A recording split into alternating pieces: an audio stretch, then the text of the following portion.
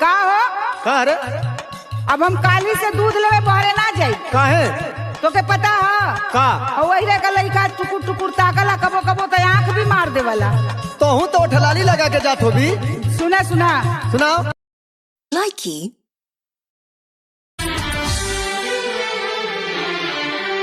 आपके आने से घर में कितनी रौनक है, आपको देखें कभी अपने घर को देखें हम। आपके आने से घर में कितनी रौनक है। Likey. का बोल तेरा प्यार कैसा है। Time pass. Likey.